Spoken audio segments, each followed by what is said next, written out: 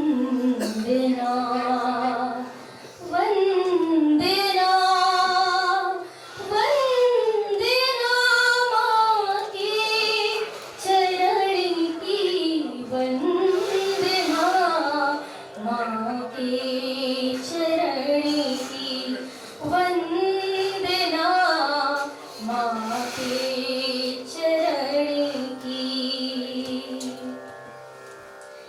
नेहमय आशीष देकर भर दिया विश्वास जिसने प्रगति के हाथों लिखा है प्रगति के हाथों लिखा है नियति का इतिहास जिसने देख जिसकी छवि मनोहर देख जिसकी छवि मनोहर विश्वकर्मा भी लजाया उस विमल करुणा किरण की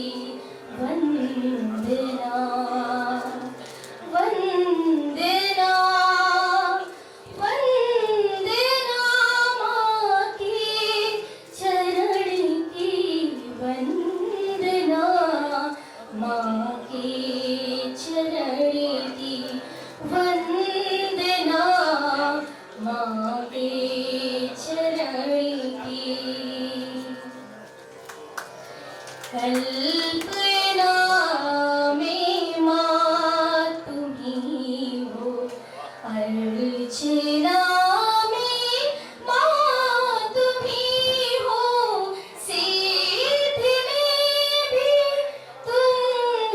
तुम हो साधना में भी तुम्ही हो श्री चरण में नत निमित श्री चरण में नत निमित इतिहास मानो मुस्कुराया उस शरण की उस वरण की वंदना वंदना वंदना माँ के चरण की वंदना माँ के चरण की वंदना माँ के चरण की वंदना माँ के चरण की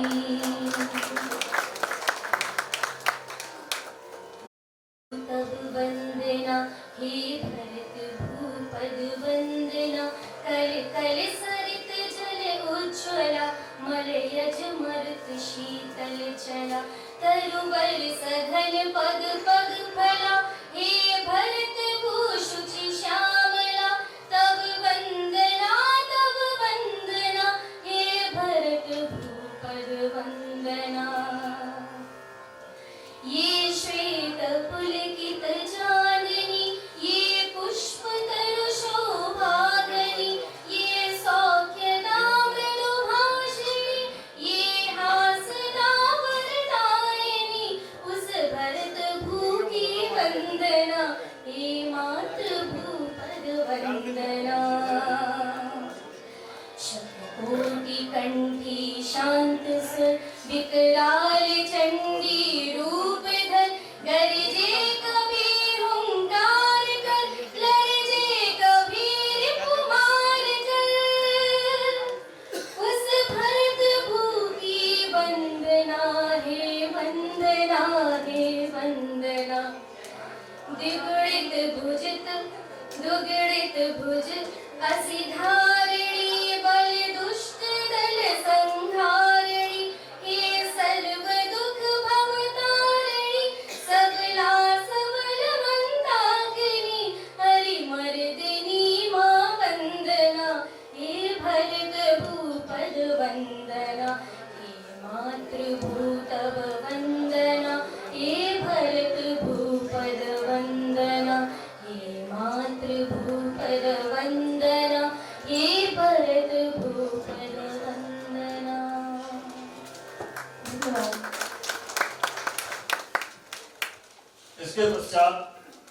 साहित्य भारती का ध्येय गीत जो कि साउंड पर आपको सुनाया जाएगा।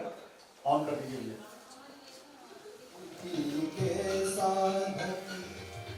हिंदी साहित्य भारती के साधक, जग जननी भारत माता के आराधक, सारस्वत संस्कृति का सरस विधान धरे, सारस्वत संस्कृति का सरस विधान धरे, विश्व गगन में हिंदी का जय गान भरे, विश्व गगन में हिंदी का जय गान भरे।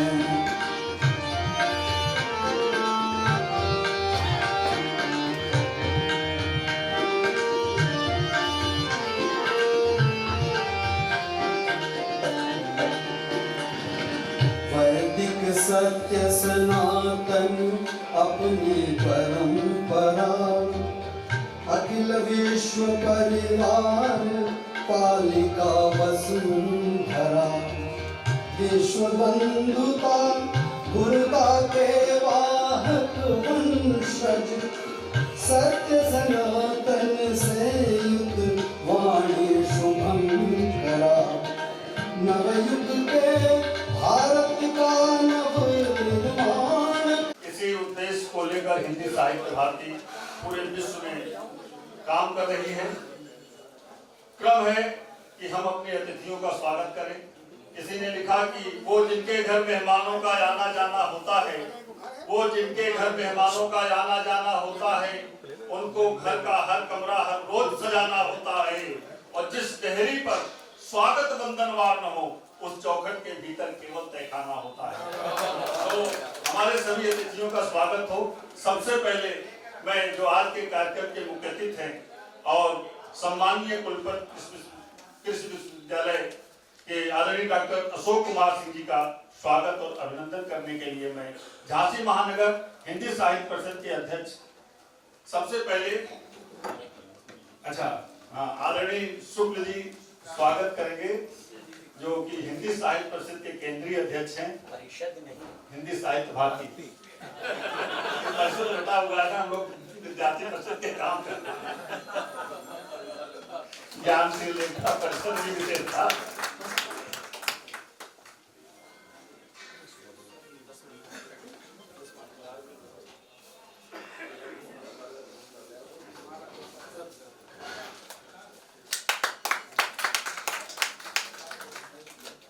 रानी लक्ष्मी कृषि विश्वविद्यालय के कुलपति आदरणीय डॉक्टर अशोक कुमार सिंह जी का स्वागत करते हुए हिंदी साहित्य भारती के संजय तिवारी जी से अनुरोध करता हूं कि आज के श्रीमान अनिल श्रीवास्तव जी, जो राष्ट्रीय स्वयंसेवक संघ के प्रांत कार्यवाह हैं कानपुर प्रांत के, उनका स्वागत करें। श्रीमान संजय तिवारी राष्ट्रवादी। संजय तिवारी राष्ट्रवादी जी हिंदी साहित्य भारती के झांसी महानगर के अध्यक्ष हैं। जनपद के जिलाध्यक्ष श्रीमान राजेश तिवारी जी से वे आए और हमारे नगर के यशस्वी विधायक श्रीमान रवि शर्मा जी का स्वागत करें। राजेश तिवारी मक्खन जी।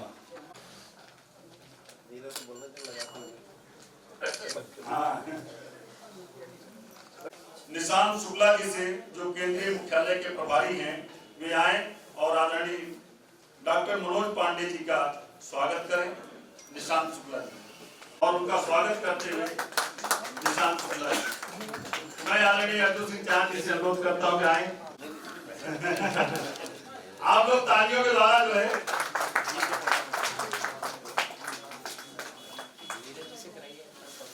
सर अर्जुन जी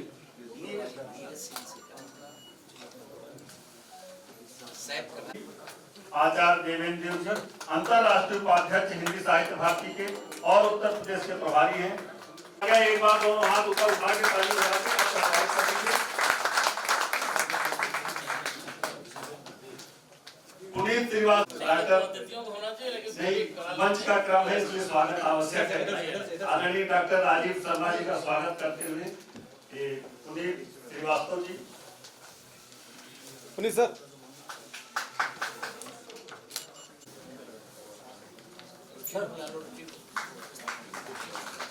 और धर्मेंद्र सारान जी से अनुरोध है कि हिंदी साहित्य भारती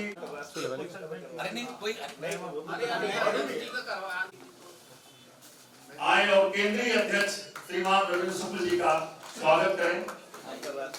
अंतरराष्ट्रीय केंद्रीय अध्यक्ष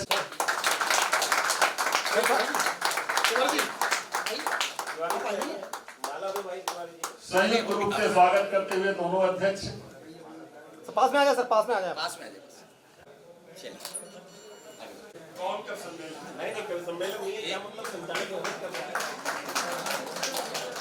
भारत का यह क्रम संपन्न हुआ।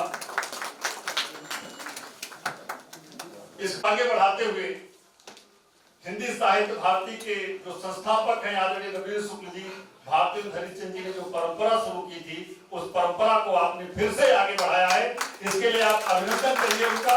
और मैं उनसे अनुरोध करता हूं कि वे आज के इस कार्यक्रम का जो उद्देश्य है, जो लक्ष्य है, वह हम हिंदी साहित्य भारती के केंद्रीय अध्यक्ष, संस्थापक हिंदी साहित्य भारती के, जिनके मार्गदर्शन में हम लोग बहुत काम कर रहे हैं, वे आए और उद्देश्य और लक्ष्य से हम सभी को परिचित कराएं। आदरणीय रविंद्र शुक्ल जी।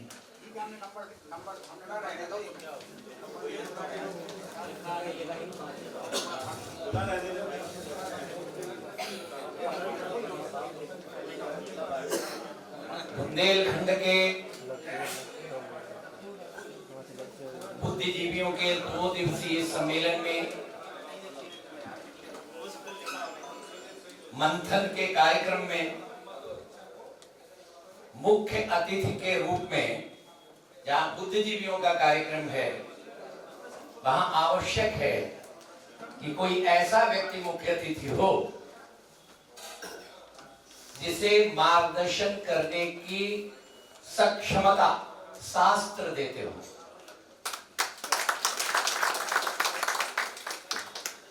हमारे शास्त्रों में यह वर्णन है कि अगर राजा की सवारी जा रही होती थी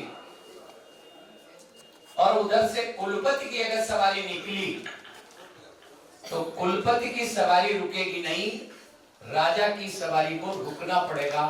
ये शास्त्रों में वर्णन है। और इसलिए दोनों दिन के इस उद्घाटन और समापन दोनों सत्रों में हमने कुलपति को ही मुख्य अतिथि बनाया है। भारत की पूरी इकोनॉमी या आर्थिक क्षमता या कृषि पर आधारित है, और इसलिए हमने तय किया कि उद्घाटन तो हम रानी लक्ष्मीबाई केंद्रीय कृषि विश्वविद्यालय के कुलपति डॉक्टर अशोक कुमार सिंह जी से करवाएंगे। उन्होंने हमें समय दिया, उसके लिए मैं उनका अभिनंदन करता हूं, वंदन करता हूं। मेरा मानना है कि भारतीय संस्कृति ही एकमात्र ऐसी है जो दुनिया में शांति स्थापित कर सकती है, जिसका काम बहुत बचपन से स्वयंसेवक बनकर मैं कर रहा हूं। बाल स्वयंसेवक के रूप में अपना कार्य प्रारंभ किया। ऐसी दुनिया की सबसे बड़ी स्वयंसेवी संस्था राष्ट्रीय स्वयंसेवक संघ के प्रांत कार्यवाही मेरे मित्र श्री अनिल श्रीवास्तव जी हमारे विशिष्ट अतिथि हैं। आज हमारे बीच में हमारे दोनों अनुज विधायक, यूं कहे कि कहीं न कहीं इनके रोपण में मेरा भी हाथ है, तो उसमें झांसी महानगर के यशस्वी विधायक प्रिय भाई अनुज रवि शर्मा जी, और जिन्होंने झांसी का नाम रोशन किया है, गौरव से हम ले सकते हैं कि आज प्रयाग से लेकर झांसी तक शिक्षक विधायक के रूप में मुझे लगता पहली बार झांसी को प्रतिनिधित्व मिला। ऐसे मेरे शिष्य और मेरे अनुज, वैसे तो रिश्ते में दामाद होते हैं, डॉक्टर बाबूलाल तिवारी जी, हमारे बीच में हमारे हिंदी साहित्य भारती के अंतर्राष्ट्रीय उपाध्यक्ष, अभी परिचय हुआ, उनका गिनीज बुक में नाम है, 21 महाकाव्यों के रचयिता, उत्तर प्रदेश हिंदी साहित्य भारती के प्रभारी, ऐसे आचार्य देवेंद्र देव जी। हमारे बीच में अचानक मुझे प्राप्त हुए एक कार्यक्रम में, मैं कहीं कार्यक्रम में जाता हूं तो सामान्य रूप से देखता हूं मेरी झोली में कुछ आया कि नहीं आया। तो अभी कुछ दिन पहले मैं एक कार्यक्रम में मुख्य अतिथि के रूप में गया था भोपाल। सौभाग्य से वहां पर मनोज कुमार जी पांडे मिल गए। ये भी वहां अतिथि के रूप में मेरे साथ मंच पर थे। जब मुझे पता चला कि संयुक्त राष्ट्र संघ ने वुमेन और गर्ल्स इंपावर के लिए वो हमारे भारत के प्रतिनिधि हैं, और उन्होंने मुझे सहर्ष कहा कि मैं हिंदी साहित्य भारती का काम करने का इच्छुक हूं, विदेशों में मैं काम करना चाहता हूं, तो मैंने उन्हें तुरंत इस कार्यक्रम के लिए आमंत्रित कर लिया। मैंने कहा झांसी आइए, बैठ के हम लोग बात करेंगे। ऐसे हमारे बीच में उपस्थित प्रिय भाई मनोज पांडे जी, मैंने कहा ना संयुक्त राष्ट्र संघ में भारत का प्रतिनिधित्व करते हैं। एक और हमको बहुत बड़ा नाम पत्रकारिता में, आप सबने जितने पत्रकारिता से जुड़े हुए लोग हैं, ऐसे सब लोग उनको जानते हैं मुरैना में, जिन्होंने पत्रकारिता का बहुत लंबा जीवन जिया है, बहुत बड़े साहित्यकार हैं, ऐसे डॉक्टर देवेंद्र तोमर जी। एक घोषणा करते हुए मुझे परम हर्ष हो रहा है कि अपने आप उन्होंने हिंदी साहित्य भारती का पूर्णकालिक कार्यकर्ता बनकर के काम करने का निर्णय लिया है, और इस नाते यहाँ पर उपस्थित हैं, मैं उनका अभिनंदन करता हूँ, वंदन करता हूँ। हमारे बीच में हमारे महामंत्री, किसी भी संस्था में महामंत्री बहुत बड़ी स्थिति होती है। पूर्व आईएएस उत्तर प्रदेश के, कई बार जिलाधिकारी रहे, हमारे अत्यंत प्रिय अनुज डॉक्टर राजीव शर्मा जी यहाँ पर उपस्थित हैं, वो हमारे महामंत्री, अंतर्राष्ट्रीय महामंत्री के रूप में काम कर रहे हैं। हमारे दोनों यहाँ के अध्यक्ष, महानगर के अध्यक्ष संजय राष्ट्रवादी जी, जिनके और जिले के अध्यक्ष श्री राजेश मक्खन, इनसे मैंने बुलाकर के बात की तो कई लोगों ने कहा कि इस समय सर्दी बहुत है, न किया जाए। तो मैंने कहा प्रतिनिधि सम्मेलन करना है हमें, और जिनको ललक होगी वो जरूर आएंगे। और मुझे हर्ष है कि मेरी जो मेरी अपेक्षा थी उसके अनुरूप यहाँ पर लोग उपस्थित हुए हैं। इसके लिए आप सब लोगों को मैं करबद्ध प्रणाम करता हूँ। हमारे सामने यहाँ संस्कृत भाषा का जो दीप जला रहे हैं, विश्वविद्यालय में बीवी त्रिपाठी, वैसे बल बहादुर जी, हाँ बल बहादुर त्रिपाठी जी नाम है इनका, डॉक्टर बल बहादुर, बल भी है बहादुर भी है, दोनों है। हमारे अनुज और यहाँ हिंदी विभाग में विभागाध्यक्ष, अधिष्ठाता कला संकाय, हाँ अधिष्ठाता, अब तो हाँ डीन हो गए हैं प्रोफेसर मुन्ना तिवारी जी। अब सबका नाम लूंगा तो बहुत देर हो जाएगी। यहाँ सब बैठे अर्जुन चांद, बाकी सब ये हमारे सब अनिज लोग हैं। आप सबका मैं अभिनंदन करता हूँ, वंदन करता हूँ। हिंदी साहित्य भारती के संबंध में एक स्वाभाविक रूप से नाम के कारण सबके मन के अंदर एक चित्र बन गया है कि हिंदी साहित्य भारती हिंदी भाषा का उद्धार करने के लिए जन्म हुआ है, अवतरण हुआ है।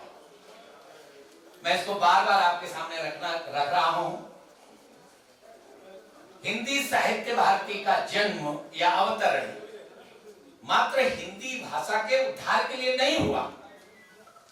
अच्छा, अगर हम राष्ट्रभाषा बनवाने की जो मांग कर रहे हैं उस दिन में राष्ट्रभाषा बन जाएगी, तब हिंदी साहित्य भारती क्या करेगी? इसके लिए हिंदी साहित्य भारती की रचना नहीं हुई। इसमें 3 शब्दों का प्रयोग हुआ, हिंदी, साहित्य और भारती। ये भारती क्या है? आप जानते हो, नीचे से ऊपर की ओर चलते हैं तो कलश स्थापित होता है, ध्वज लगता है। तो भारती जो है वो ध्वज है, कलश है। अर्थात क्या मंदिर?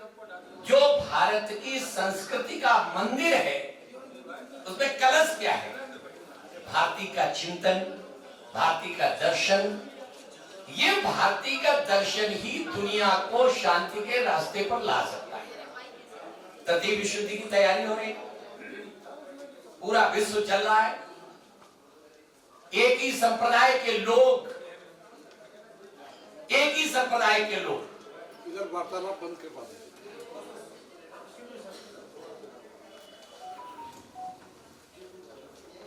यहां से सारे लोग हट जाएं। प्रेस के, अच्छा तो बैठा बैठने की व्यवस्था कर दो। प्रेस के बंधुओं को बैठने की व्यवस्था कर दो। यहाँ आगे कुर्सी लगा दो, जरा कुर्सी लगा दो आगे। प्रेस के बंधुओं को बैठा ले। एक ही पंथ, एक ही संप्रदाय के लोग एक देश में रहते हैं, क्या वो शांति से रह रहे हैं? एक ही संप्रदाय, हम सब कलमकार भी हैं, चिंतक भी हैं, विचारक भी हैं। इसको दरवाजे बंद दोनों। लेकिन इसके बाद भी हमें ही बहुत सारी स्थितियां स्पष्ट नहीं है, बहुत सारे शब्दों के अर्थ स्पष्ट नहीं है।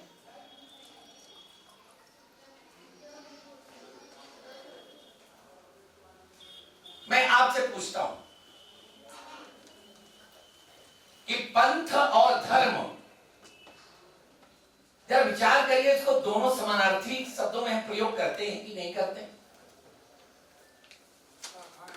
पंथों नहीं, बिल्कुल मत बोलिए, कृपा कर, प्रणाम प्रणाम, प्रभु प्रभु। मैं बहुत स्पष्ट शब्दों में कह रहा हूं, भारतीय दर्शन के आधार पर कह रहा हूं, भारतीय शास्त्रों के आधार पर कह रहा हूं कि एक व्यक्ति आध्यात्मिक है, उसका धार्मिक होना जरूरी नहीं है। उदाहरण अगर देना है तो रावण से बड़ा उदाहरण और कोई नहीं हो सकता। रावण आध्यात्मिक था, भगवान शंकर को प्रसन्न कर दिया, लेकिन आज तक कोई उसको क्या धार्मिक कहता है क्या? और धार्मिक कहता होता तो उसके पुतले लोग हर वर्ष नहीं जलते। उत्तम कुल पुरुष करना थी, इतना विद्वान,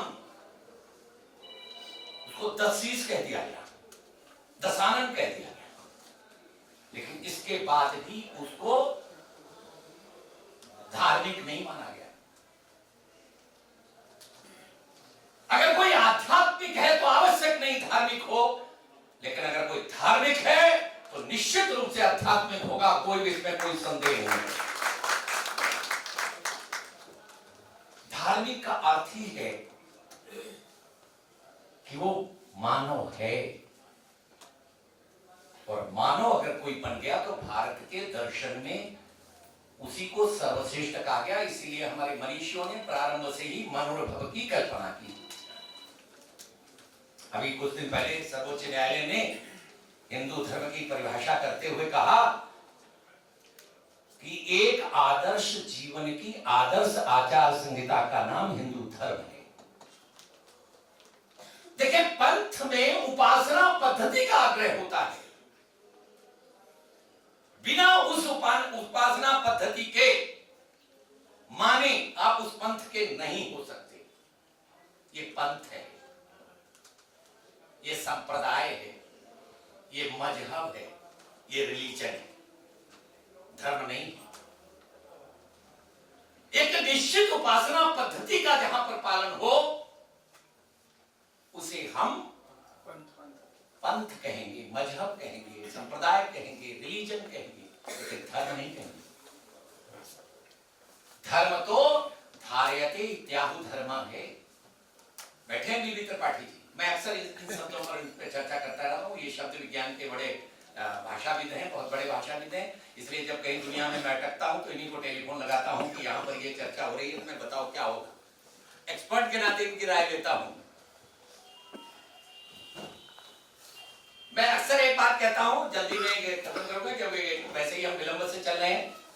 केवल स्पष्ट करना चाहते हैं 2 दिवसीय सम्मेलन का, केवल इस चिंतन का, इस मंथन का तात्पर्य है कि हमारी दिशा और दशा सही हो। हमारी जब दिशा गलत होती है, कई बार जानकारी न होने के कारण भी जब हमारी कलम चलती है तो हम धर्मनिरपेक्ष सदुपयोग करते हैं। मैं भी एक सिखों के कार्यक्रम में था, एक बौद्धों के कार्यक्रम में मैं पूर्वोत्तर भारत में था, त्रिपुरा में। अंतरराष्ट्रीय स्तर का एक बहुत बड़ा बौद्ध दर्शन पर एक सम्मेलन था, उसमें मैं था। मैंने वहां भी एक प्रश्न दिया, यहां भी आप सोचिए, जब खालसा पंथ की स्थापना हुई और गुरु गोविंद सिंह जी ने सारे कुछ गुरु परंपरा को समाप्त करके एक संकलित ग्रंथ दे दिया, गुरु ग्रंथ साहिब कह करके, और जब खालसा पंथ की स्थापना की, वो अगर प्रसंग आपको याद हो तो उन्होंने 5 प्यारे बनाए थे। और कैसे बनाए थे ये आपको मालूम होगा, मैं उसकी चर्चा नहीं करना चाहता, लेकिन 5 प्यारे बनाने के बाद जो घोषणा की थी उन्होंने कहा, सकल जगत में खालसा पंथ गाजे, जगे धर्म हिंदू सकल भिंड भाजे।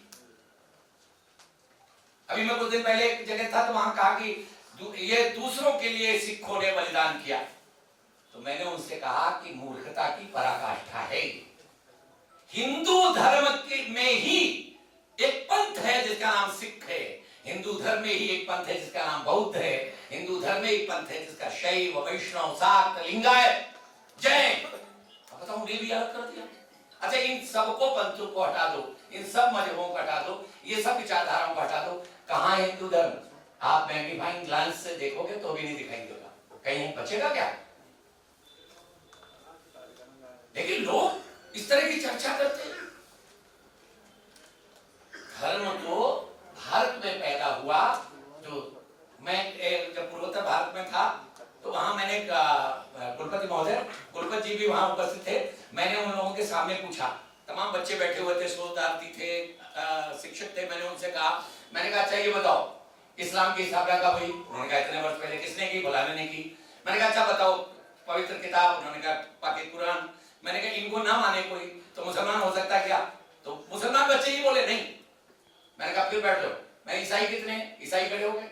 मैंने कहा अच्छा बताओ किसने स्थापना की? उन्होंने बताया। कब स्थापना हुई? ये बताया। मैंने कहा कि अगर इसको ना माने तो मानोगे क्या? ईसाई हो जाएगा कोई? बोले नहीं हो सकता। मैंने कहा अच्छा बताओ सनातन की स्थापना किसने की? एक दूसरे का मुंह देखने लगे। मैंने चिंतन कर लो ढंग से, सनातन की स्थापना किसने की, कब की? कोई बता सकता है? सनातन शब्द इसलिए है कि जब प्रभु ने तय किया एको हम बहुश्यामी, उस समय जिन नैसर्गिक नियमों का धरती पर अवतरण हुआ सृष्टि के साथ, वही सनातन है, वही चिंतन दर्शन भारत का है, वही इसीलिए भारत का नाम भारत, यानी जो प्रकाश की खोज में सतत रमा हुआ है, जो ज्ञान की खोज में सतत रमा हुआ, वही भारत है। इसलिए धर्म तो धर्म विहीना पशु भी समाना, और इसलिए धर्म की परिभाषा मनुष्य की वैसे तो कभी आप एक बार केवट और राम का संवाद देख लीजिएगा। रामचरितमानस बड़ा जबरदस्त है, बहुत जबरदस्त। क्या क्या बातें करता है वो केवट, वो सारा मानव जीवन का निचोड़ है वो। कभी आप उसको देखिए, मैं उसमें नहीं जाना चाहता, लेकिन अगर सामान्य रूप से कहा जाए तो हमारे यहाँ सामान्य धर्म कहा गया द्वितीय क्षमा दमोवस्त्यम शौचम इंद्रिय निग्रह धी विद्या सत्य क्रोधो दशकम धर्म लक्षण। ये मनुष्य बनने की प्रक्रिया है। ये लक्षण जिसके अंदर आ गए वो मनुष्य बन गया, और जो मनुष्य बन गया उसी को परमात्मा से भेंट होगी। जो मनुष्य नहीं बना वो परमात्मा से भेंट कैसे होगी? वो तो असुर हो जाएगा। बाकी सबका ये रूप तो यही होता है। इसलिए हमारे दर्शन में क्या आया? ईसावास्य निधम सर्वम, ईश्वर अंश जीव अविनाशी, सिया राम मैं सब जग जानी, कहा कि नहीं? ये आत्मवत सर्वभूतेषु यत् पिंडे तत् ब्रह्मांडे, ये चिंतन केवल इस आधार पाया कि हमारे यहाँ उपासना पद्धति का कोई भी आग्रह नहीं है। कोई आंकड़े नहीं। अंतिम बात, डीएनए करने के लिए भारत में आना पड़ेगा। आप धर्म का डीएनए करोगे, मैं अक्सर एक बात मजाक में कहता हूं, थोड़ा भाईपन कम हो तो कहता हूं, भारत के अंदर एक घटना घटी। एक ने कहा मेरा पिताश्री ये है, पिताश्री ने कहा मैं नहीं हूं। सर्वोच्च न्यायालय ने उसमें हस्तक्षेप किया। हस्तक्षेप करने के बाद डीएनए हुआ तो वही पिताजी निकले। अब तो सर्वोच्च न्यायालय ने डीएनए कराया था, इसलिए वही हो गया फाइनल कि भाई एक पिताजी है। अब आपको मान लीजिए किसी के पिताश्री का पता करना, ओरिजिन का पता करना है, कहां से पैदा हुआ, तो आपको डीएनए टेस्ट करना पड़ेगा कि नहीं? तो डीएनए टेस्ट करोगे तो भारत के अंदर आना पड़ेगा। भारत में भी संस्कृत 92 में जाना पड़ेगा, जहां पे ध धातु में मन प्रत्यय लगा करके धर्म शब्द की उत्पत्ति हुई, इसको समझना पड़ेगा, तब जाकर के धर्म की आप परिभाषा समझ सकते हो। इसलिए दुनिया के लोग हमें धर्म की परिभाषा ना समझाएं। आपसे भी सब कहना चाहते हैं, कोई दुनिया में धर्म नहीं, एकमात्र धर्म है दुनिया में, एकमात्र सनातन धर्म, दूसरा कोई। सब पंथ है, सब मजहब है, सब रिलीजन है, कभी भी उसको आप गलती से भी धर्म मत कहिए। धर्म उपासना पद्धति पर कोई आग्रह नहीं करता, केवल मनुष्य बनने का आग्रह करता है। ऐसी भारत की महान संस्कृति, तब हम कह पाए वसुधैव कुटुंबकम, तब हम कह पाए अतिथि देवो भव। इस तभी हमने कहा सर्वे भवन्तु सुखिनः सर्वे सन्तु निरामया, तभी हमने कहा ओम सहना भवतु सहनौ भुनक्तु। ये कल्पना दुनिया में कहीं भी नहीं है, और इसलिए भारत एकमात्र है, भारत का दर्शन एकमात्र है, भारत का चिंतन एकमात्र है। भारत ही दुनिया को शांति के रास्ते पर ला सकता है। और ये काम कौन करेगा?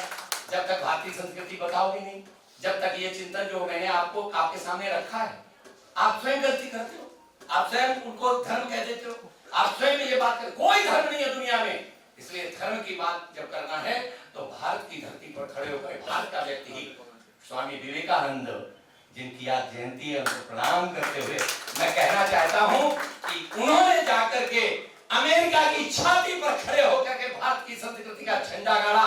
ये झंडा गाड़ने का काम आप सबको दुनिया के अंदर करना है। यही हिंदी साहित्य भारती का लक्ष्य है, ये मुख्य उद्देश्य है। लेकिन करेंगे कैसे? तो भारत का साहित्य प्रारंभ से लेकर अब तक का जो अच्छा साहित्य, जो मानव बनाने की संकल्पना है, उसका जो साहित्य है वो दुनिया के सामने रखना होगा, वो चिंतन दुनिया के सामने रखना होगा। माध्यम कौन सा बनेगा? कोई भाषा भी होनी चाहिए। हिंदी दुनिया की सबसे बड़ी भाषा है, इसका शोध भारत सरकार को आ चुका है। डॉक्टर जयंती प्रसाद नौटियाल का शोध प्रस्तुत हो चुका है, उसमें विशेषज्ञ समिति बनी। आगरा हिंदी जो केंद्रीय संस्थान है, उसने इस पर विशेषज्ञ समिति बना करके रिपोर्ट मंगाई। उस आख्या में भी कहा गया कि हिंदी दुनिया की सबसे बड़ी भाषा हो गई है। और इसका उदाहरण अगर लेना हो तो किसी भी भाषा में बनी हुई कोई भी फिल्म हिंदी में डबिंग क्यों होती है? मार्केट चाहिए तो हिंदी में आना पड़ेगा।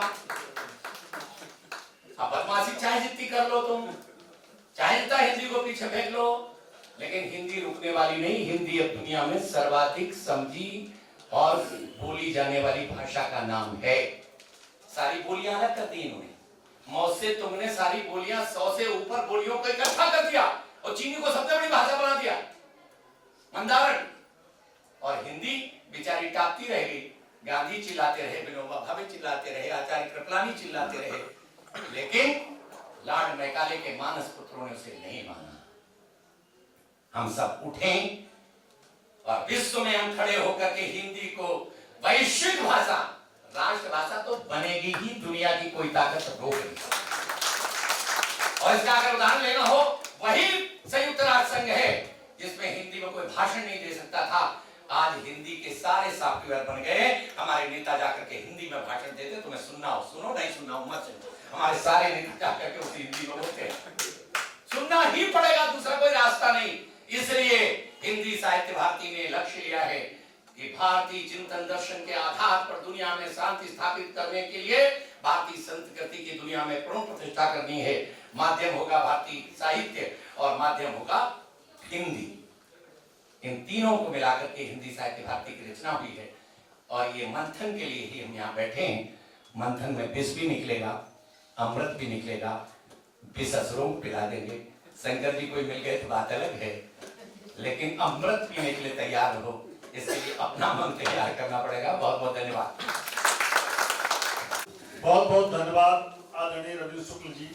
आपने हिंदी साहित्य भारती का लक्ष्य और उद्देश्य स्पष्ट किया कि वास्तव में हमारी जो सनातन परंपरा है इसको धर्मनिरपेक्षता के नाम पर बहुत ज्यादा छला गया। आज इस सनातन परंपरा को बचाने की आवश्यकता है कि धर्मनिरपेक्षता के दूतों जरा शर्म करो। देशद्रोही मुख्यवादी काम नहीं आएंगे। नागों से भी ज्यादा विश्व मुख में लिए हैं जो दूध न पिलाओ आप वहां की ही दिखाएंगे। और राष्ट्रघाती तत्व सभी हाथ हैं मिलाए हुए। इतिहास ये गुलामी का पुनः दोहराएंगे और खून जिनका है गंदा उन्हें न बचाओ आप। राक्षसों के वंश हैं ये बस्तियां जलाएंगे। इन्हीं शब्दों के साथ मैं आमंत्रित करता हूं आज के इस कार्यक्रम में विशिष्ट अतिथि के रूप में विराजमान प्रोफेसर डॉक्टर बाबूलाल तिवारी जी को वह भी अपने विचार हमारे बीच में व्यक्त करें। आदरणीय शिक्षक विधायक आदरणीय डॉक्टर बाबूलाल तिवारी जी।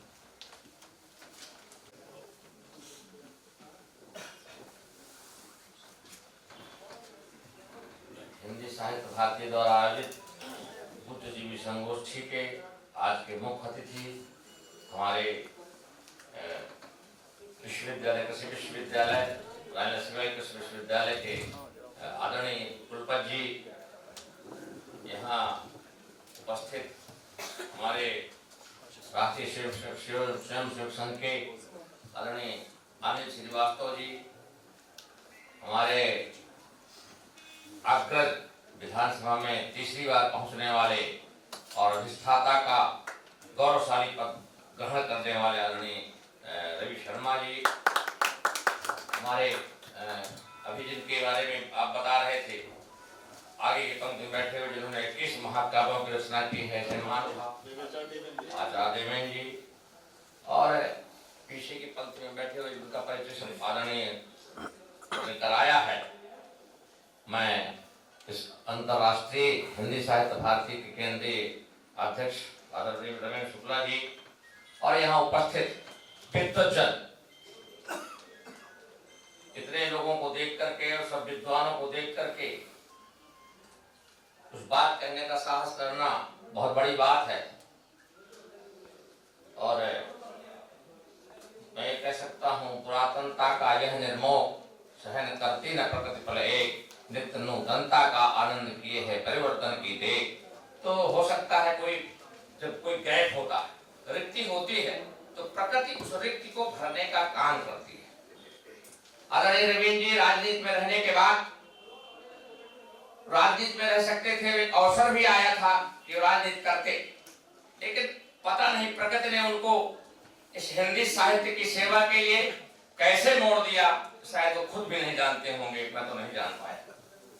और आज जिस तरह से उन्होंने अपनी प्रतिभा के आधार पर इतने बड़े देश में संगठन करने का काम किया है, मैं उन्हें प्रणाम करता हूं। और वो निश्चित रूप से जैसे लोग भारतीय ध्वजचंद की बात करते हैं, महावीर प्रसाद द्विवेदी की बात करते हैं, और वो तो घर की हम लोग ऐसा लगता है कि चूंकि हमारे वो घर के हैं इसलिए नहीं। मैं मुझे ऐसा पता चला था एक कवि सम्मेलन में एक विद्वान आए हुए थे, तो हम उनको लेने गए थे, हमें लेने की ड्यूटी लगाई गई थी, तो लेकर के उनको आ रहे थे, तो उन्होंने जिस तरह की प्रशंसा की तब से मुझे भी पता चला। हम लोगों की आदत है कि जब कोई दूसरा प्रशंसा कर देता है तब हम मानते हैं। बोले आपने रविंद्र जी के द्वारा लिखा हुआ जो काव्य है उसको अगर पढ़ेंगे शत्रुघ्न चरित, तो मैंने आज तक ऐसा काव्य नहीं देखा, ऐसा उन्होंने कहा। इसलिए मैं उनके इस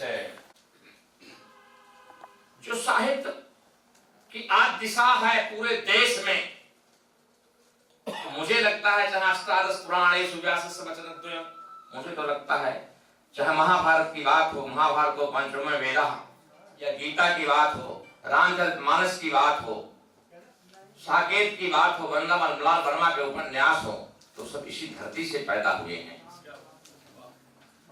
और इस धरती के इस साहित्य को अगर अलग कर दिया जाए तो मुझे नहीं लगता कि विश्व में कोई बहुत भारी भरकम साहित्य दिखाई पड़ेगा। इसलिए इसके बाद भी हम पीछे हैं। बात है हिंदी साहित्य भारती के लोग चिंतन करने का भी काम करें। हम सबसे पहले पैदा होने वाले, सबसे पहले संघर्ष की इबारत लिखने वाले, सबसे पहले देश की आजादी के लिए मर मिटने वाले, बलिदान देने वाले, आज हम कहीं किनारे पर खड़े हैं, बहुत किनारे पर खड़े हैं। और हम बार बार कहता हूं, कहते हैं ना लोग कि 21 थे, वो फलाने अमुक व्यक्ति का लड़का, अमुक व्यक्ति का साथी 21 है और हम 19 रह गए, मतलब कमतर हो गए। हम 21 विधानसभाओं की बात करते, राजनीति की बात है, मैं राजनीति करता हूं, 21 विधानसभाओं की बात है, 21 घट करके 19 रह गए, हम 19 हो गए ना, हम कमतर हो गए। साहित्य में आगे, संघर्ष में आगे, कलम में कमी को जब चिंतन करेंगे तो निश्चित रूप से देखेंगे कि सब कुछ होने के बावजूद भी हम आगे बढ़ने में हमें कोई ना कोई खींच रहा है, कोई हमें रोक रहा है, और उस रोकने वाली शक्तियों का निश्चित रूप से हम अध्ययन करेंगे तो ठीक है। मैं बार बार कहता हूं कि हम सारा बुंदेलखंड, पूर्वांचल से, पश्चिमांचल से, उत्तरांचल से एक वट वृक्ष की तरह हमें घेरे हुए हैं और हम वट वृक्ष के नीचे कोई छोटा मोटा पौधा नहीं पनप सकता। और वही हाल है आज हमारा, हम पनप नहीं रहे हैं। चाहे हमारा, हम सबसे आगे, हमारा सबसे अच्छा साहित्य है रामचरितमानस, हमारे जीवन का अनुदित ग्रंथ है, जो जीवन विधान का सूत्र देकर के गए हैं तुलसी। मिथुनादेकम अवधि कामोहिता से प्रारंभ होता है हमारा वाल्मीकि शास्त्र। फिर हम तो इसका चिंतन जरूर, इतने लोग मनीषी बैठे हुए हैं और उसका चिंतन करेंगे तो हम शहादत में, और जो इस समय आप सब देख रहे हैं विरासत, जिसको कायम करने का काम हमारे प्रधानमंत्री कर रहे हैं, हमारे मुख्यमंत्री कर रहे हैं, शहादत में, विरासत में और संस्कृति में। आप जरा सा कोई उदाहरण देखिए, चाहे हिरण्य कश्यप से लेकर के जब बात करेंगे, सती अनुसुईया की बात करें, हम ब्रह्मा विष्णु महेश को पढ़ाने का हमने काम किया है अनुसुईया के रूप। नाथ हमारे पग पग जो है, हम चित्रकूट में हमने परमात्मा को 12.5 साल रास्ता दिखाने का काम किया। और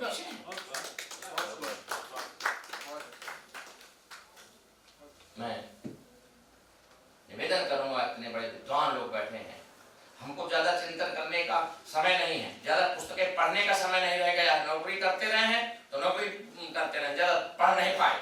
लेकिन एक बात तो जानते हैं कि हमारी निश्चित रूप से मातृभूमि के साथ साथ जन्मभूमि का भी हमारा कुछ ऋण है, हम उस ऋण के उतारने के लिए प्रयास करें। धन्यवाद। बहुत बहुत धन्यवाद आदरणीय तिवारी जी। बाल बैरागी जी ने लिखा कि आज मैंने सूर्य से बस जरा सा यूं कहा, आपके साम्राज्य में इतना अंधेरा क्यों रहा, तमा कर वह दहाड़ा मैं अकेला क्या करूं, तुम निकम्मों के लिए मैं ही भला कब तक मरूं, आकाश की आराधना के चक्करों में मत पड़ो, संग्राम या घनघोर है, कुछ मैं लड़ूं कुछ तुम लड़ो। वास्तव में ना तो आदरणीय सिद्धि जी की अकेले की लड़ाई है, ना आदरणीय तिवारी जी की अकेले की लड़ाई है, ये लड़ाई हम सब की है और हम सब मिलकर लड़ेंगे। इसी क्रम में मैं इस नगर के यशस्वी विधायक आदरणीय रवि शर्मा जी को आमंत्रित करता हूं कि अपने विचार व्यक्त करें और आप लोग तालियों के द्वारा अभिनंदन करें।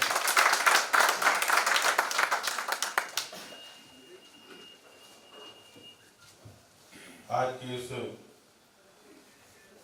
हिंदी साहित्य भारतीय अंतर्राष्ट्रीय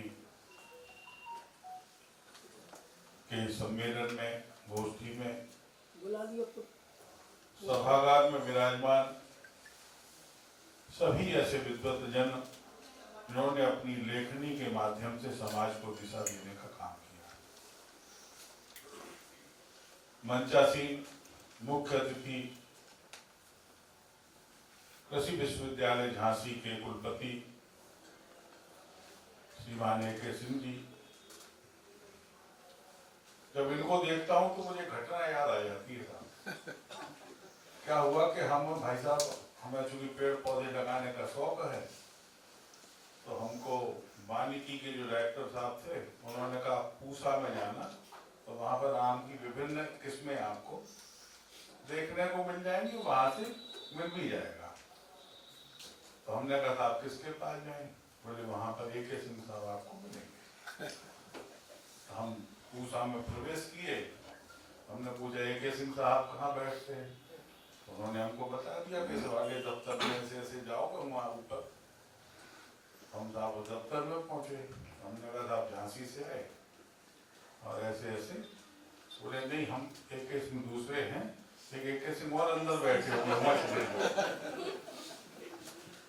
तो वो घटना हमको याद है, हम दूसरे वाले AK सिंह साहब के पास गए, तब उन्होंने हमें आम की विभिन्न किस्मों से परिचय करवाया। तो हमने आपका बैठने का स्थान भी देखा है और वहां पर आपके काम को भी देखा। उसके उत्कृष्ट काम को सराहते हुए झांसी बुंदेलखंड जैसे क्षेत्र में कृषि के उत्थान के लिए आपको यहाँ पर भेजा गया। मैं आपका स्वागत करता हूँ। हमारे बड़े भाई राष्ट्रीय स्वयं सेवक संघ के प्रांत कारवार परम आदरणीय अनिल श्रीवास्तव जी,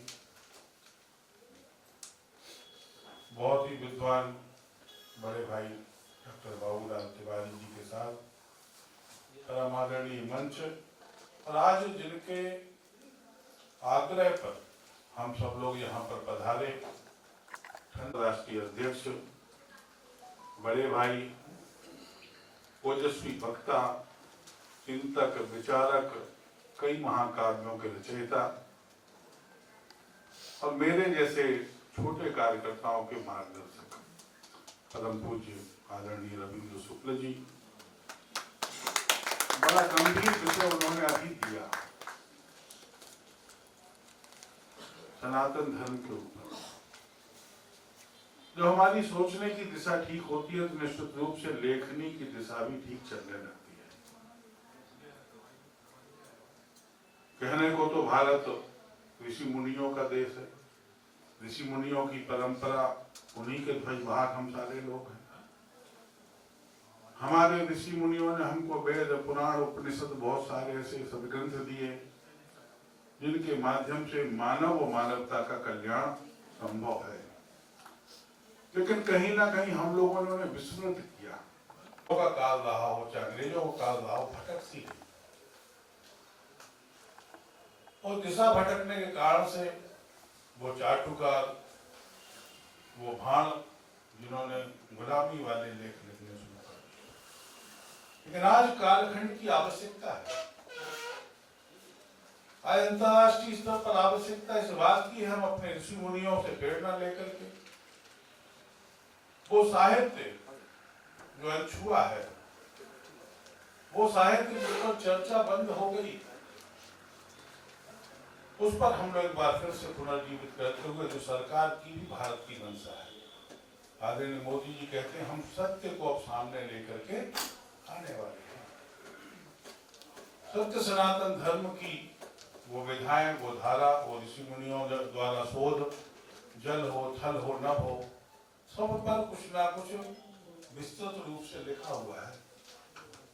आवश्यकता है कि हम उसको एक बार फिर से लोगों के बीच में रखें और सही बात लोगों के बीच में आनी ही चाहिए।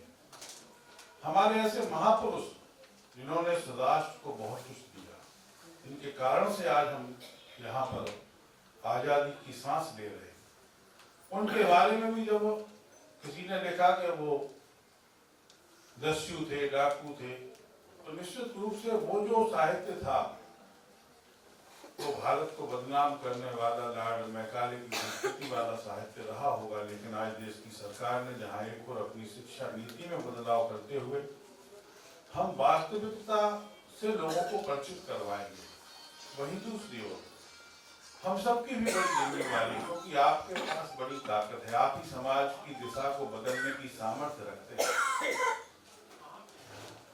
हिंदी साहित्य भारती के माध्यम से आदरणीय रविंद्र जी ने जो गणगीत तैयार किया है, उसको सुनकर के रोमांच की अनुभूति हो रही थी। आज जिस तरीके की प्रस्तावना रखी गई, उस प्रस्तावना के माध्यम से भी ये लगा कि निश्चित रूप से हिंदी को यदि अंतरराष्ट्रीय स्तर पर स्थापित करना है तो हिंदी साहित्य भारती की बहुत बड़ी भूमिका होने वाली है। हम सब मिलकर एक बार फिर से हिंदी अंतर्राष्ट्रीय स्तर पर बोली जाए, जानी जाए, पहचानी जाए। उसके लिए हिंदी साहित्य भारती ने विभिन्न देशों में अपने काम को खड़ा किया है, लेकिन जब विश्व के प्रत्येक देश में हिंदी पहुंच जाएगी, आज हम जब से राम मंदिर की बात होने लगी ना, तब से आदरणीय प्रधानमंत्री जी दैनिक रूप से एक कोई गीत को अपने एक्स से डालते हैं। आज देश भर में राम पर गीत लोग गा रहे हैं, बना रहे हैं, सुन रहे हैं, सुना रहे हैं, और ऐसा लगने लगा जैसे अब तो 22 तारीख को ही राम जी आने वाले हैं। राम जी का वनवास खत्म होने वाला है। हम सब मिलकर के, हम सबके आदरणीय रविंद्र जी के नेतृत्व में, क्योंकि हम लोगों ने काम सीखा भी है और आगे भी ऐसे ही करते रहेंगे। आप सारे लोग स्वच्छंद संस्था है, लेकिन हम तो इनके अधीन संस्था है ना। हम सब इसी तरीके से हिंदी साहित्य भारती का मान बढ़े, हिंदी साहित्य भारती अंतर्राष्ट्रीय स्तर पर मजबूती से स्थापित होगी। तो निश्चित रूप से जब हम दैनिक जागरण के बारे में सुनते हैं ना, कि स्थापना कहाँ हुई, बोले झांसी में। भास्कर की स्थापना कहाँ हुई, झांसी में। इतने बड़े बड़े झांसी ने जब समाचार पत्र दिए हैं जो राष्ट्रीय स्तर पर प्रचलित हैं, तो निश्चित रूप से आने वाले समय में जब पूछा जाएगा हिंदी साहित्य भारतीय अंतर्राष्ट्रीय की स्थापना कहाँ हुई, तो हम कह पाएंगे तो ये हमारे झांसी से ही हमारे श्रेष्ठ, हमारे बीच के व्यक्ति थे, हमारे आदर्श थे, जिन्होंने इसकी स्थापना करते हुए अंतर्राष्ट्रीय स्तर पर इसको व्यापक रूप से फैलाने का काम किया। धन्यवाद। जय हिंद। धन्यवाद आदरणीय विधायक जी। वास्तव में रविंद्र शुक्ल जी वो शख्सियत हैं जिन्होंने हमेशा चुनौती को स्वीकार किया है और उससे लड़ भिड़कर उसके ऊपर अपना ध्वज गाड़ा है। तो आपके नेतृत्व में हिंदी साहित्य पूरे विश्व में बिल्कुल विश्व के उच्च शिखर में पहुंचेगी। हमें पूर्ण विश्वास है कि चुभन सूल की सहने वाले प्रसून गुलाब का चुनते हैं, चुभन सूल की सहने वाले प्रसून गुलाब का चुनते हैं, और उन्हीं की गाथा को हम युगों युगों तक घूमते हैं। आशा के हे दीप पुंज तुम, अंधकार से कभी न डरना, चाहे टूटे स्वप्न अनेकों, अश्रु नयन में कभी न डरना। इन्हीं पंक्तियों के साथ आमंत्रित करता हूं आज के इस कार्यक्रम में विशिष्ट अतिथि के रूप में विराजमान राष्ट्रीय स्वयंसेवक संघ कानपुर प्रांत के सम्मानीय प्रांत कार्यवाह श्रीमान अनिल श्रीवास्तव जी को।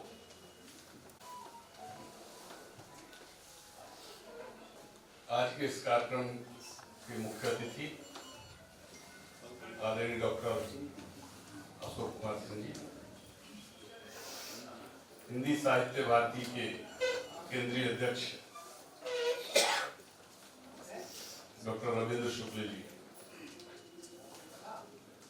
मंच पर उपस्थित झांसी के यशस्वी विधायक श्रीमान रवि शर्मा जी, डॉक्टर बाबूलाल तिवारी जी, जो 10 जिलों के को प्रतिनिधित्व करते हैं, ऐसे शिक्षक विधायक, मंच पर उपस्थित आचार्य देवेंद्र जी, देवेंद्र तोमर जी, सम्मानित मंच और इस सभागार में उपस्थित समस्त बुद्ध बंधु भगिनी, मैं इस कार्यक्रम के नाते रविंद्र जी ने कल ही मुझे सूचना दी, संयोग से मैं यहाँ था, तो मैंने कहा ठीक है रहूँगा, एक कार्यक्रम और भी है उसमें जाना है तो पहुँचने का प्रयत्न करूँगा। लेकिन बुद्धिजीवियों का ऐसे कार्यक्रम है और उसमें हम जैसे सामान्य से कार्यकर्ता और क्या ऐसे विषय रखेंगे, लेकिन आग्रह था तो मैं आया और मैं भी लक्ष्य बताया भी उन्होंने और पढ़ा भी, मानव बन जाए जग सारा, चाहे पावन संकल्प हमारा, ये ऐसे लक्ष्य है। तो भारत के मनीषियों ने, ऋषि मुनियों ने एक अध्ययन किया और उस अध्ययन में पाया उन्होंने कि ये दुनिया 4 प्रकार की है। एक दुनिया ऐसी है कि जिसको ग्रह, तारा, नक्षत्र, पर्वत, नदी ऐसे सब रहता जिसमें। दूसरी दुनिया कौन सी होती है? जिसमें एक तिनका से लेकर के बड़े बट वृक्ष तक, यानी समस्त प्रकार की वनस्पति ऐसी होती है। उन्होंने कहा तीसरे प्रकार की दुनिया एक चींटी से लेकर के एक हाथी तक, पशु पक्षी जानवर सब, कीट पतंगा सब इसमें आता है। और चौथे प्रकार की दुनिया उन्होंने कहा, उस दुनिया को बोलते हैं मनुष्य, मनुष्य की दुनिया। उन्होंने अध्ययन किया, उन्होंने कहा कि 3 प्रकार की जो दुनिया रहती है वो अपनी मर्यादा में चलती है। हाथी कौवा की बोली नहीं बोल सकता, गाय पक्षी की तरह उड़ नहीं सकती, नदी अपने प्रवाह में ही बहती है, पर्वत बहना चाहे तो नहीं बहता, सूर्य अपनी गति से चलता है। यानी समस्त प्रकार की, तीनों प्रकार की दुनिया अपनी मर्यादा में चलती है।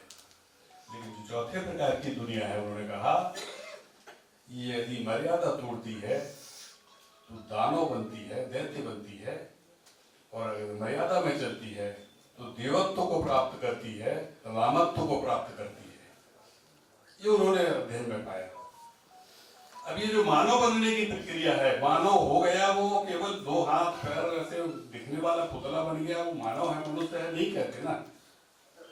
अभी दिल्ली में घटना घटी, या अभी तुरंत की 3 दिन पहले उसने कहा कि एक माँ ने अपने बेटे को ऐसे मार करके और लेकर के चली गई। उसको क्या बोलेंगे? मनुष्य कहेंगे क्या? दिल्ली में घटना घटी, उसने एक प्रेमिका के और टुकड़े करके 36 टुकड़े करके भर दिया और ऐसे ऐसे कृत्य किया। उसको क्या बोलते हैं? पक्का राक्षस है, जानवर है ये तो, मनुष्य नहीं कहते ना उसको। उसके भी 2 हाथ 2 पैर इसी प्रकार का हम सब जैसे दिखता है। यानी उसके आचरण के द्वारा उसका किस प्रकार से चरित्र है, उससे मनुष्य का निर्माण होता है, मानव का निर्माण होता है। और ये मनुष्य बनाने की प्रक्रिया, इसका जो जिसको कहते प्रयोगशाला, अनेक प्रकार की जो विधाएं हैं और ये जो विचार है, कंसेप्ट है, वो भारत के पास ही है। मनुष्य बनाने की प्रक्रिया भारत के पास है, और उसमें से एक विधा का प्रयोग आप श्रीमान रविंद्र जी ने आरंभ किया है हिंदी साहित्य भारती के द्वारा। मनुष्य निर्माण करने की ये प्रक्रिया चलेगी। अनेक प्रकार की विधाओं के द्वारा ये मनुष्य का निर्माण होता है। जन्म लेता है तो परिवार है, संयुक्त परिवार, परिवार में उसका निर्माण आरंभ होता है। आगे बढ़ता है तो विद्यालयों में जाता है, गुरुकुल में जाता है, वहां उसको क्या बनाना, कैसे बनना, दुनियादारी क्या है, प्रकृति के प्रति उसका क्या व्यवहार चाहिए, पड़ोसी के प्रति क्या व्यवहार चाहिए, चींटी से लेकर हाथी तक के लिए क्या व्यवहार चाहिए, नदी तालाब पशु पक्षी वृक्ष सबके प्रति उसका आचरण कैसा चाहिए, ये उस परिवार में ही सिखा दिया जाता था। फिर समाज में जाता है तो उसको दुनियादारी सिखाई जाती थी, तो उस गुरुकुल में शिक्षा दी जाती थी। फिर समाज में आकर के संत महात्मा अनेक प्रकार के लोग उसको मनुष्य बनाने में अपना और पूरा समय देते थे, उस प्रक्रिया में सम्मिलित होते थे और एक अच्छे आचरण वाला मनुष्य तैयार होता। फिर माने संवेदनशील, स्वयं की उसकी समझदारी, अनेक प्रकार के उसके गुण विकसित होते चले जाते हैं और गुण कम होते जाते हैं। जिस प्रकार से एक मूर्ति का निर्माण होता है ना, तो उसमें अनेक प्रकार के यंत्रों का प्रयोग करते हैं। चीजल का भी आवश्यकता है तो हथौड़ी की भी जरूरत है, मूर्तिकार की भी आवश्यकता है। उसमें से खराब पत्थर निकालते जाना, उसमें विद्यमान मूर्ति पत्थर में जो पहले से है और उसको धीरे धीरे उकेरते जाना। उसकी कल्पना रहती है कि बनाने क्या है, कहाँ पहुंचाना, उस प्रकार से वो निकालता जाता है। वो मनुष्य बनाने की प्रक्रिया में एक टूल्स आप भी हैं, आप सब हैं। और ये भारत की ही संकल्पना है, दुनिया में कहीं नहीं है।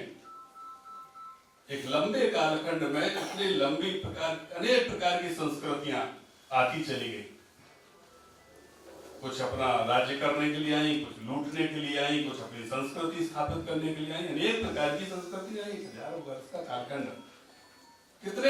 कितनी पीढ़ियां निकल गई और धीरे धीरे धीरे धीरे अंत की जो संस्कृति यहाँ पर जिसने राज्य किया, शासक रहे, जब उन्होंने ये 1857 की क्रांति के बाद ध्यान में आया उनके कि भारत छोड़ना पड़ेगा लगता है, तो फिर एक माइंडसेट शुरू कराया उन्होंने धीरे धीरे एक विमर्श दिया, भारत को भूल जाओ, स्व को भूल जाओ, स्वाभिमान भूलते चले गए, स्वभाषा भूलना, स्वदेशी भूलना, स्वसंस्कृति भूलना, स्वदेश भूलना, सब कुछ अपना, कुछ नहीं था, सपेरे लुटोरे का देश, भिखारी घूमते थे, ऐसा एक उन्होंने विमर्श खड़ा किया।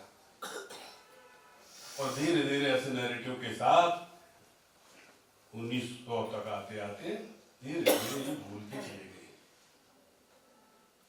तभी तो स्वामी विवेकानंद की आज जयंती है। उन्होंने भी तो पूरा देश का कितना भ्रमण किया, यहाँ की निर्धनता देखी, यहाँ की विषमताएं देखी, समरस जीवन जो रहता था यहाँ कभी वो सब टूट रहा था। ये सब देखते देखते उन्होंने कहा 100 युवक चाहिए हमको केवल इस देश को निर्माण करने में। 100 नौजवान नहीं मिले थे उनको। उसी संकल्पना को लेकर के आगे एक महापुरुष ने धरती पर जन्म लिया और उन्होंने आज हजारों युवा जीवन देने वाले, इस देश के लिए जीने वाले खड़े कर दिए। और आज उसका प्रत्यक्ष उदाहरण ये भी है, अनेक पूरे देश में दुनिया का राष्ट्रीय स्वयंसेवक संघ और उससे प्रेरित होकर के स्वयंसेवकों के द्वारा खड़े किए गए अनेक संगठन पूरे विश्व के बड़े संगठन बनकर के आज दिशा दे रहे हैं, समाज परिवर्तन में काम कर रहे हैं। और इस 98 वर्ष की इस यात्रा के कारण से आज फिर से वैभव दिखने लगा ना भारत का दुनिया में।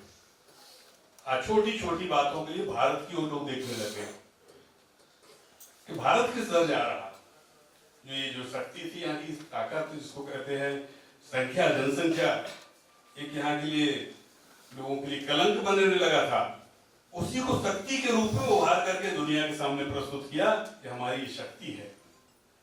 बड़े बड़े उन्नत देश, प्रगतिशाली देश भारत की ओर देखने लगे, चाहे वो पर्यावरण का हो, चाहे जीवन शैली हो, कैसे जीवन जीना है, ये भारत की ओर देखने लगे। मैं हिंदू हूँ, मैं संघ का स्वयंसेवक हूँ, या मैं साहित्य भारती का, हिंदी साहित्य भारती का कार्यकर्ता हूँ, या भारत का रहने वाला हूँ, इसलिए मैं कहता हूँ कि हमारा सनातन श्रेष्ठ है, ऐसा नहीं। आज दुनिया के चिंतक जो इस सृष्टि पर विचार करते हैं, इस मानव पर विचार कर रहे हैं, अध्ययन कर रहे हैं, उनको लगने लगा कि सृष्टि की सुरक्षा हो सकती है तो वो भारतीय सनातनी संस्कृति के आधार पर ही संभव है। ये हम नहीं कहते, दुनिया कहने लग गई, दुनिया के चिंतक विचार करने लगे इस पर, और इसलिए इस काम को और आगे बढ़ना ही चाहिए। भारत पर जब जब भी ऐसी कठिनाइयां आई हैं, संत खड़े हुए, उन्होंने जगाने का काम किया, कभी कवि खड़े हुए, कभी साहित्यकार खड़े हुए, कभी लड़ने वाले, कभी शांत नहीं बैठा देश, संघर्ष चलता रहा, अलग अलग तरीके से चला। संतों ने भी किया सामाजिक समरसता के लिए, जैसे गुरु गोविंद सिंह जी का यहाँ का खालसा पंथ की सर्जना की, समाज को जोड़ने का काम, उनके और गुरु थे, उन्होंने समाज सो गया था, जगाने का काम ऐसे किए। आज भी हर श्रेणी में जाकर के काम करने की आवश्यकता है और हर श्रेणी में पहुंच भी गए हैं, कोई क्षेत्र अछूता नहीं है। विद्यार्थी से लेकर के शिशु पैदा होता वहां से पढ़ाई से लेकर के वनवासी क्षेत्र से लेकर के सीमा पर रहने वाले लोग, कोई श्रेणी ऐसी नहीं रह गई है, चाहे शिक्षक हो, चाहे अध्यापक हो, ये अधिवक्ता हो, चाहे चिकित्सक हो, सब में काम है। और अपना कोई ना कोई कार्यकर्ता पहुंच करके उस काम को गति दे रहा, लोगों में परिवर्तन कराने का काम कर रहा। और इसलिए हमारी और भी बड़ी जिम्मेदारी है, इस विधा के माध्यम से समाज परिवर्तन का काम कैसे करना।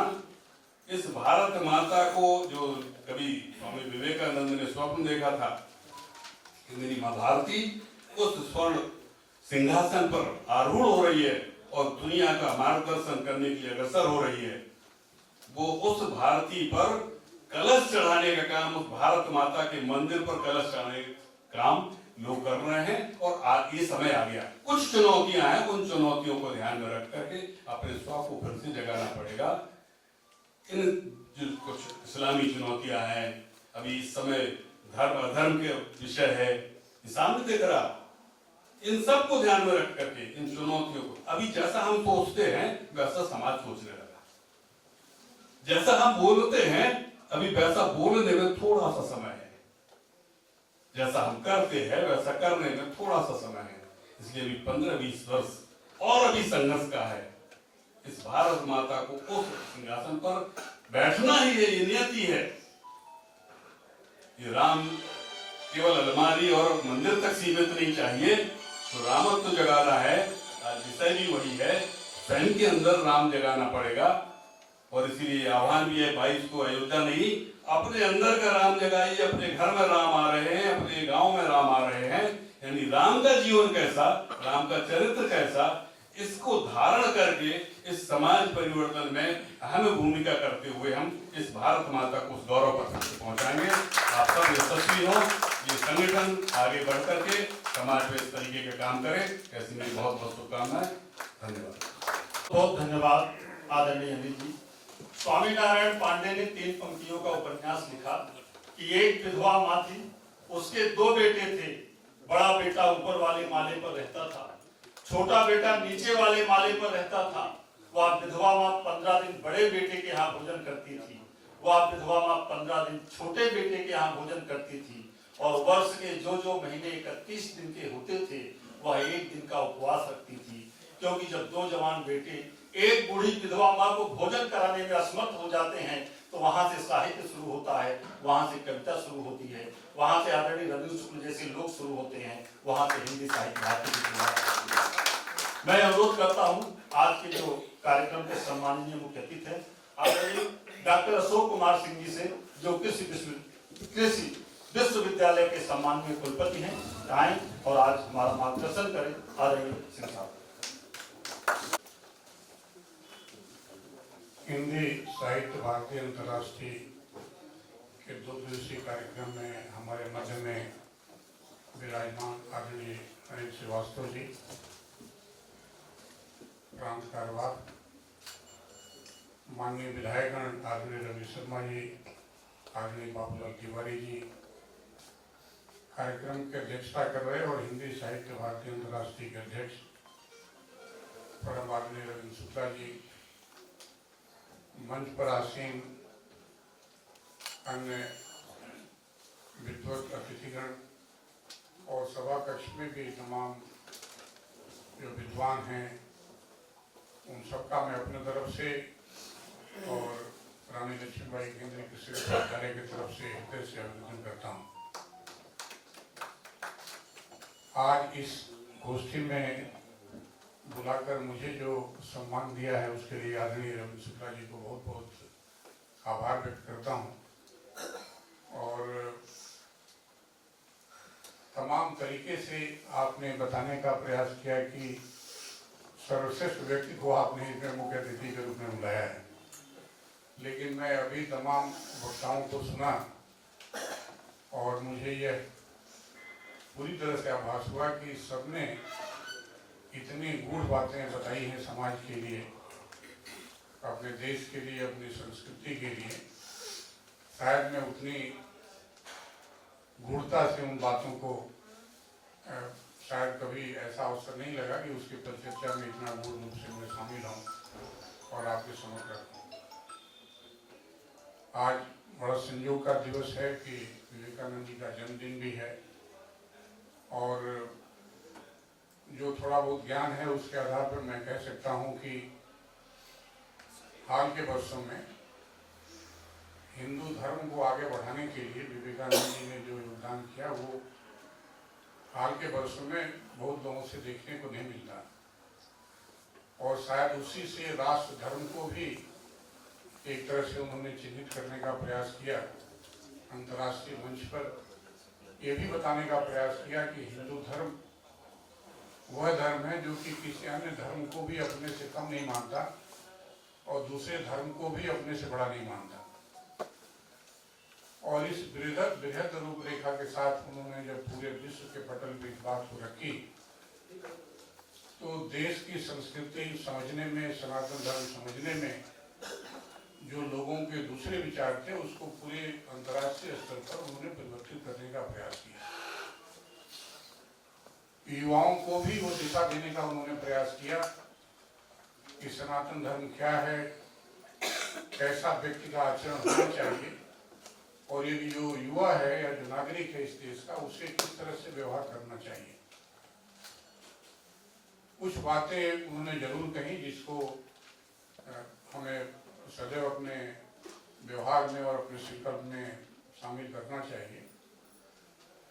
एक बात उन्होंने बार बार कही कि ध्यान करना चाहिए। ध्यान का मतलब ज्ञान से ही था कि ज्ञान प्राप्त करें, धर्म का आचरण करें।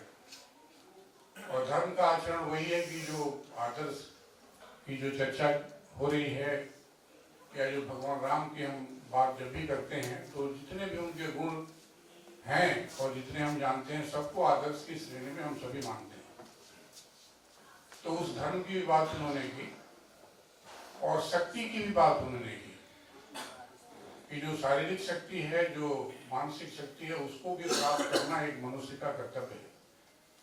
जब तक वो प्राप्त नहीं कर पाएगा तो शायद जो 2-3 अन्य कार्य है वो नहीं कर पाएगा। और जो आखिरी बात मुझे लगती है वो ये कि सेवा की बात उन्होंने हमेशा की कि कोई भी ज्ञान, कोई भी धर्म जब तक सार्थक नहीं होगा जब तक कि उसको सेवा भाव में हम परिवर्तित न करें। तो इन 4 मूल बातों को चरितार्थ करते हुए जब हम आगे बढ़ेंगे, अपने समाज को आगे बढ़ाने का प्रयास करेंगे, तो निश्चित रूप से जो ये सभा कक्ष इस समय चर्चा कर रही है और जो प्रत्येक व्यक्ति के भाव में, व्यवहार में परिवर्तन लाने की बात कर रही है, जरूर परिपूर्ण होगा। संयोग से जो साहित्य की किताबें हैं युवा वर्ग कम पढ़ता है। जो विश्वविद्यालय के हमारे वैज्ञानिक और प्रोफेसर आए हुए हैं वो भी इस बात को समझते हैं। तकनीकी पुस्तकों और वो पुस्तकें और वो ज्ञान जिससे उनको कहीं पे सेवा मिले, उधर तो उनकी रुचि रहती है, लेकिन इन पुस्तकों की तरफ रुचि नहीं रहती। साहित्य की तरफ कैसे रुचि हो, साहित्य यदि कोई पढ़ना शुरू करता है तो अपने देश को और अपने सनातन धर्म को समझ सकता है, उसका पालन कर सकता है, कोई न कोई सीख लेकर के। मैं पीछे कई बार जब देखता हूं तो जो बंगाल की सोसाइटी है उसमें साहित्य समितियां बनी हुई हैं। आप लोग, कई लोग वहां विचरण करते होंगे। साहित्य की भी समितियां बनी हैं, संगीत की भी समितियां हैं, नृत्य की भी समितियां हैं। तो जो साहित्य की समितियां हैं उसमें रविन्द्रनाथ टैगोर और दूसरे लोगों के चैप्टर लोगों को दिए जाते हैं कि आप तैयारी करके आइए, इस पर आज चर्चा होगी। तो एक जो कल्चर, सांस्कृतिक कल्चर, और यही आप देखोगे बहुत सारे विद्वान वहां से निकले बंगाल से। वो साहित्य का जो चर्चा और समिति जो होना चाहिए, शायद मैं इधर नॉर्थ के तरफ या अपने उत्तर भारत की तरफ उस तरह का साहित्यिक रुचि देखने को नहीं मिलती है। वो जो युवा है खास करके उनमें कि कैसे यदि रामचरितमानस के ऊपर ही चर्चा होनी है, कभी किसी प्रवचन में जानते हैं सुन करके आते हैं, लेकिन आपस में बैठ करके किसी प्रसंग के ऊपर चर्चा करें और उस प्रसंग से उस व्यक्ति को या उस समाज को क्या लाभ होगा, क्या अपनाना चाहिए, इस तरह के विषय या इस तरह की व्यवस्थाएं नहीं है और हम नहीं बना पाए। तो शायद इस पर भी मुझे लगता है कि आज का जो विद्वत समाज यहाँ बैठा हुआ है जरूर मनन करेगा और इसको कैसे आगे बढ़ाने का प्रयास करेगा। समाज में हिंदी के ऊपर भी कभी बात बहुत की गई और मुझे बड़ी प्रसन्नता है आदरणीय रविंद्र शुक्ला जी की बातें सुन करके, जो इन्होंने हिंदू धर्म के ऊपर ही कहा कि तमाम तरह के सेक्ट बन गए हैं हिंदू में भी, और ऐसे भी सेक्ट बन गए हैं जो कि मूर्ति पूजा भी नहीं करना चाहते लेकिन अपने को हिंदू कहते हैं और वो मानते हैं। तो वो विशाल हृदय जो हिंदू का रहा है और जो मूल भाव में है, उसको मुझे लगता है कि आगे जैसा आपने आह्वान किया है उसको हमें लेकर के चलना चाहिए, क्योंकि हमसे ही निकल के विभिन्न विचारधाराओं में लोग काम कर रहे हैं। उनको कैसे एक माले में पिरो करके एक जगह रखा जा सके, ये बहुत बड़ी चुनौती है। और मुझे पूरा विश्वास है कि जिस तरह की विचारधारा देश में है, इसमें हम लोग जरूर सफल होने में जरूर सक्षम होंगे। हिंदी दूसरे देशों में जो भारतीय गए हैं, जो आपस में बातचीत करते हैं, जरूर प्रयास करते हैं कि किसी तरीके से उसको चर्चा का विषय रहे। और अपने देश के जो लोग भी बाहर जाते हैं, हम भी जब जाते हैं, कोई मिलता है तो प्रयास ये रहता है कि अपनी भाषा में बात करें, और वो अपनत्व का जो फीलिंग होती है वो एक तरह से दूसरी है, जिसकी व्याख्या बहुत करना मुश्किल है। कई ऐसे देश हैं, और रवि शुक्ला जी साहब तो बहुत जगह गए होंगे और इनको देखा भी होगा, जो हमारे यहाँ के लोग विस्थापित होकर के गए। एक बार मैं नीदरलैंड के एक होटल में खाना खाने शाम को गया, हुआ कि भारतीय खाना मिलता है, तो वहाँ पर एक बुजुर्ग बैठे हुए थे और भारतीय संगीत का गाना, भारतीय जो फिल्मों का होता है वो बज रहा था वहाँ पर। तो 5-6 लोग थे हम लोग, बड़ा सुनकर के आनंद लगा। 15 दिन का हम लोगों का प्रवास था कि अपने देश की भाषा, और सूरीनाम से लोग आकर के नीदरलैंड में अपना होटल बना करके वो काम करते थे। लेकिन जो नई उनकी भी पीढ़ी थी, उनको हिंदी नहीं बोलते, लेकिन जो बुजुर्ग एक जो यहाँ से गए थे पहले, दूसरी पीढ़ी के थे, उन तक हिंदी सीमित था। लेकिन हो सकता है व्यापार की दृष्टि से या लगाव की दृष्टि से कि भारतीय लोग यहाँ पे आकर्षित होंगे, वो इस काम को आगे करेंगे। तो मैं इस प्रश्न को इसलिए कह रहा हूँ कि जो जब आप कहीं बाहर जाएं, अपनी भाषा को, अपनी संस्कृति को, अपने पहनावों को देखते हैं, तो बड़ा एक तरह से अच्छा महसूस होता है दिल को। मेरा बेटा भी जर्मनी में काम करता है और वो ये बताता है कि जब होली मनेगा, दीपावली मनता है, तो ज्यादातर या दुर्गा पूजा होगा तो वहाँ पे बंगाल की सोसाइटी वहाँ भी बनी हुई है। बंगाली लोग अपना बंगाल एकेडमी या कुछ ऐसा साहित्यिक एकेडमी बनाए हुए हैं, जिसमें सभी भारतीयों को बुलाते हैं, किसी भी कास्ट क्रीड के हों, और सब आते हैं, विदेशी भी आते हैं। उस मंचन में जो भी यदि दशहरा का समय होगा तो नाच गाने में आते हैं, सब लोग पेमेंट करते हैं, खाने वगैरह की व्यवस्था रहती है। और ऐसी जो होली वगैरह होती है तो जितने भी गुरुद्वारे हैं उसमें होली मनाने का व्यवस्था रहती है। सभी भारतीय बच्चे चाहे किसी भी विचारधारा के हों, सब जाते हैं, उसको मनाते हैं। तो मेरा ये कहना है कि 2-3 चीजें हैं। एक तो अपनी भाषा, अपना खान पान और अपनी संस्कृति, ये 2-3 चीजें ऐसी हैं जो कि किसी भी मनुष्य को परिभाषित करती हैं। और यदि इन दोनों में, तीनों में कोई बदलाव होता है तो वो व्यक्ति अपने मूल को छोड़ता है। और इसका एहसास यदि युवाओं में हो कि जो हमारा भोजन है, हमारी जो संस्कृति है, हमारी जो भाषा है, इसको हमें पकड़ के रखना है, इसको और मजबूत करना है, तो शायद समाज हमारा जैसा परिकल्पना हम करते हैं, जैसा सोचते हैं कि अपने पन को, अपनत्व को और अपने ज्ञान को, अपनी पुरानी व्यवस्था को मेंटेन रखते हुए, बनाते हुए कैसे हम विकसित हो पाएंगे, कैसे विकसित राष्ट्र के रूप में जो 2047 में माननीय प्रधानमंत्री जी ने लक्ष्य रखा है, उसे कैसे प्राप्त करेंगे, ये एक बड़ी चुनौती है। और उसके लिए हमें लगता है कि सबको लगातार प्रयास करते रहना चाहिए। और इस तरह के संयोजन से मुझे पूरा विश्वास है कि इसको आगे बढ़ाने में सबको मदद मिलेगी। हमारे विश्वविद्यालय में 24 राज्यों से छात्र आते हैं और भाषाएं विभिन्न हैं उनकी, लेकिन मैं दावे के साथ कह सकता हूं कि 90% जो संचार है या विचारधारा या बातचीत का माध्यम रहता है वो हिंदी रहता है। तो ये एक तरह से कह सकते हैं कि हिंदी बड़ी तेजी से दूसरे राज्यों में भी, जहाँ थोड़ा सा विरोध था, वहाँ भी बड़ी तेजी से पहुंची है। और उस तरह का विरोध नहीं है, क्योंकि यदि भारत में किसी को अपनी बात को रखना है एक कोने से दूसरे कोने तक, तो उसे हिंदी आनी चाहिए।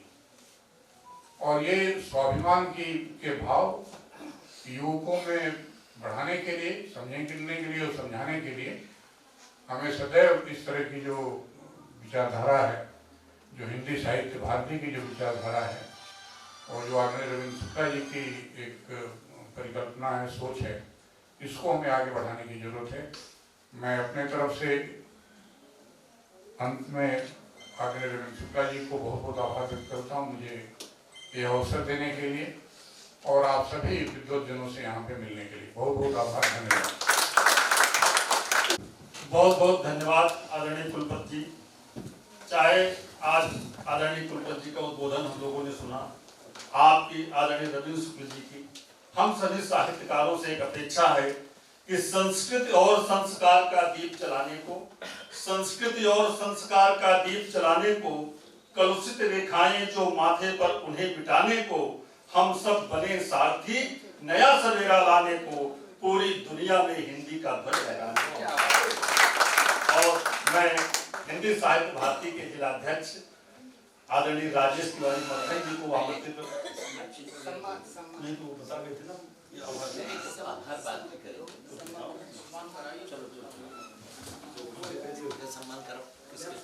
और जिलाध्यक्ष राजेश तिवारी जी से अनुरोध है कि सम्मानित मुख्य अतिथि जी को स्मृति चिन्ह भेंट करें और उनके प्रति अपना अनुग्रह ज्ञापित करें।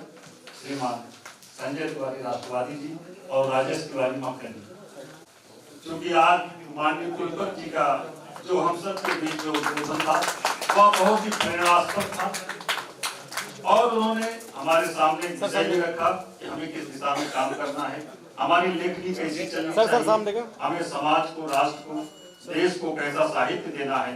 या आदरणीय कुलपति जी आज यहाँ पर हम सब चर्चा कर रहे हैं।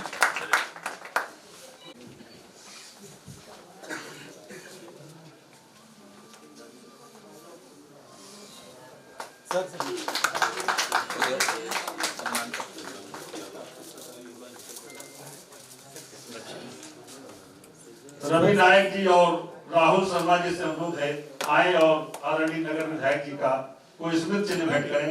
रवि नायक और राहुल शर्मा जी।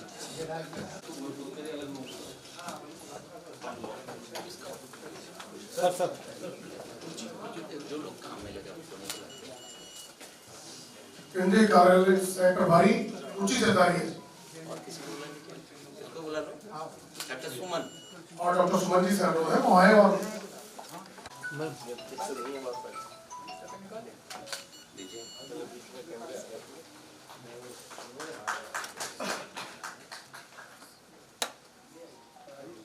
सर